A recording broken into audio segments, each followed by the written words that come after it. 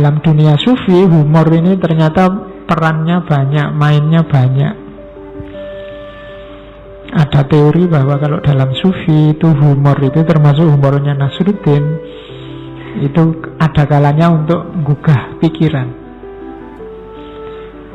Orang yang jeli membaca humornya sufi itu tidak cuma dilihat cerita lucunya, di balik itu ada makna yang dalam. Dan itu bisa dikejar bagi orang yang daya pikirnya jalan, daya analisisnya jalan. Tapi orang yang hanya dapat lucunya, ya nggak dapat maknanya.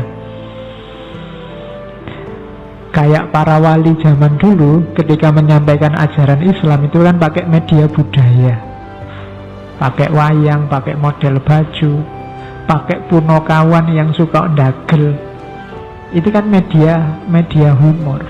Kalau para wali yang dalang, meskipun punokawan, meskipun ada Semar Bagongnya, ada limbuannya mungkin, tapi lucunya pasti ada maknanya.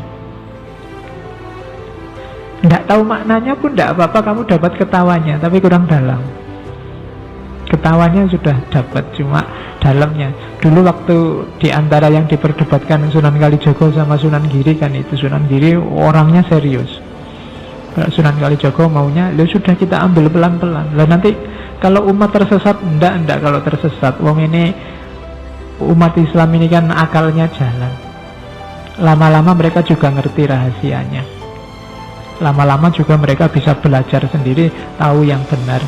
Sekarang biar mereka tertarik dulu lah pakai media-media budaya, termasuk pakai humor.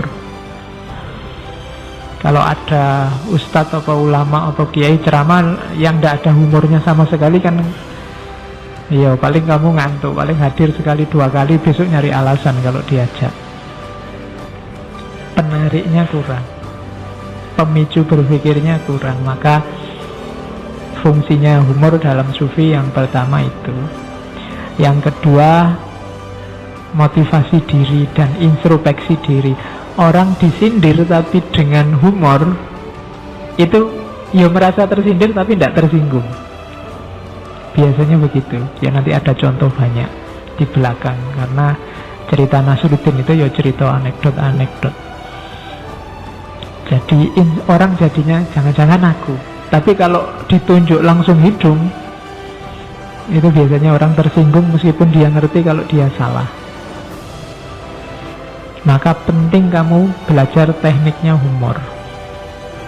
Kapan-kapan kita belajar filsafat humor ya. Banyak filosof yang punya teori tentang humor.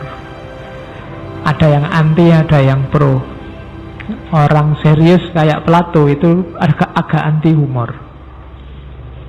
Wongnya serius masalahnya. Tapi kayak Diogenes kemarin, ya hidupnya itu ndagel, mulai lahir sampai tua itu isinya ndagel, kabeh gayane ndagel. Tapi ndagelnya kan ndak asal, ada maknanya.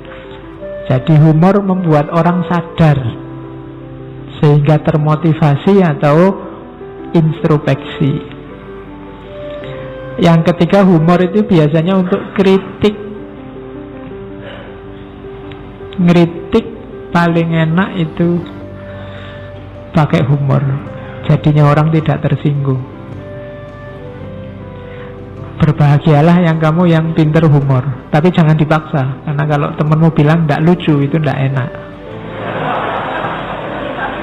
Ya, humor jangan hafalan, humor yang natural. Nanti kalau temenmu tidak lucu gitu, atau temenmu mikirnya lama, ki karepe opo to ya, tidak jadi humor, mengalir saja. Nanti lucu-lucu sendiri kok. Kan saya bilang hidupmu itu banyak lucunya. Kamu ceritakan apa adanya itu sudah lucu. Ya cobaan kamu jujurlah dengan dirimu sendiri. Ceritalah tentang dirimu belak-belakan 100%. Jangan ditutup-tutupi. Mesti banyak aspek lucunya. Kamu mengalarm jam berapa, bangun jam berapa, dan seterusnya. Itu kan lucu kadang-kadang. Bu alarm dewe, alarmnya bunyi kamu matiin sendiri, pagi-pagi marah-marah sendiri, itu kan lucu. Oke, yang terakhir dakwah ya. Kalau dalam Islam, apapun yang kamu lakukan harus bernilai dakwah. Apa sih dakwah itu? Yang mendorong orang melakukan kebaikan, itu dakwah. Bisa lewat kata-kata, bisa lewat tindakan. Setiap muslim punya tanggung jawab dakwah. Dakwah tidak sama dengan ceramah. Jadi yang kamu lakukan itu ya, kalau membuat orang jadi turut melakukan perbuatan baik, itu dakwah. Makanya ada hadis, man sanna sunnatan hasanatan, barang siapa melakukan, mencontohkan perbuatan baik, diikuti orang perbuatan baik, pahalanya mengalir.